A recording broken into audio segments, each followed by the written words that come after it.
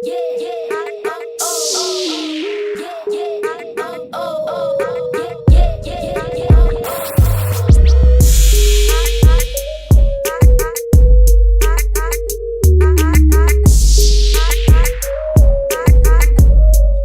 up you guys, this is your boy Marvin Murillo and we are back again. So kamusta na kayo guys at ako kamusta na ako.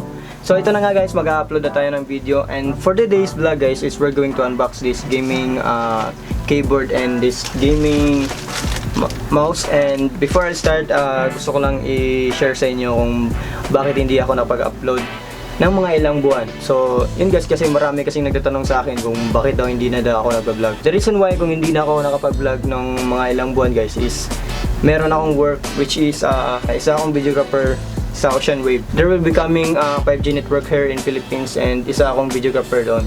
And then ngayon lang ako nakapag-vlog dahil yun nga, wala na akong work. Ngayon mag-unbox tayo ng gaming keyboard. Kasi guys, yung keyboard ko na binili last time is hindi siya mechanical. And then madaming nagko-comment na ang pangit daw na keyboard na yun kasi yun nga, hindi siya mechanical. And then hindi din mapapalitan yung color ng keyboard, which is this one guys. Ito na, nasisira na yung keyboard ko. So solid naman siya for its price. Nasa ano lang siya guys, 500 below. Then ngayon guys, bumili na tayo ng mechanical keyboard. Sa packaging guys, okay naman siya, solid naman siya guys, as you can see.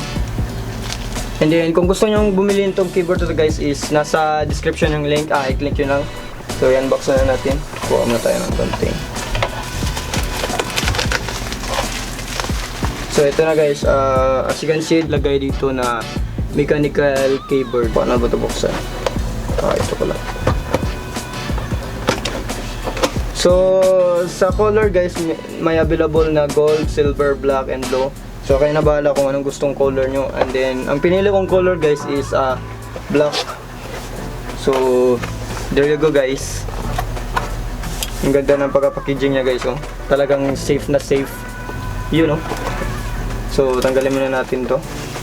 Ganda ng keyboard guys, medyo may kabigatan lang siya guys, unlike sa yung dati kong keyboard. Yan guys, so santabi muna natin tong box na to. And then meron pa siyang ano guys, ano ba? Wait lang guys, meron siyang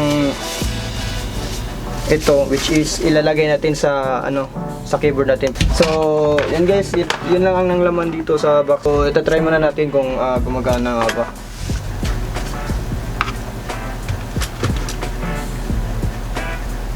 Na guys, try natin kung legit nga ba.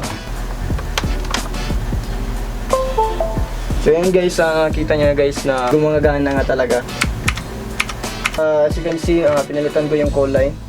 So hindi nyo siya makikita guys kasi merong ilaw. So mamaya gagawin ko siya ng montage guys para makita nyo kung gaano nga ba kasulit guys. So wait lang, try ko muna. Yun, buksan muna natin. So ito na yung mouse guys. Let's try. So sa packaging yun guys, medyo ano na siya guys, hindi ko siya nagustuhan kasi yun nga, hindi ako na-satisfied sa packaging.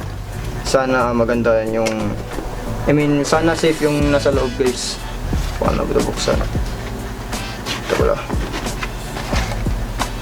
There you go guys. May box pa, meron pa siyang sarili niyang packaging guys, which is this one. So yun, mayroon pang later dito. Let's see kung there you go. So ito na yung mouse guys. Yan lang laman dito sa box guys. And then let's try. I don't know if kung mechanical ba tong keyboard na to, itong mouse na to guys, kasi nabili ko lang siya sa halagang 300 something. And then this keyboard, nabili ko siya sa halagang 1,000 plus. Mga ano guys, 1,045 ata yun. So check nyo lang sa baba guys, nasa description yung link.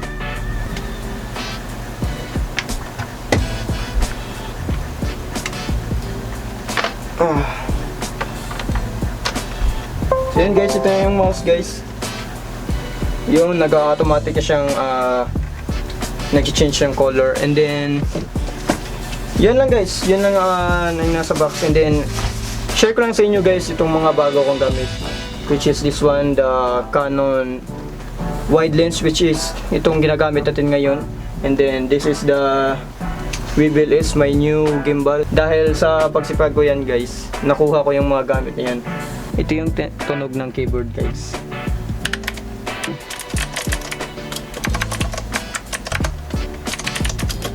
So kayo na bahala guys kung nasatisfy kayo sa tunog ng keyboard na to.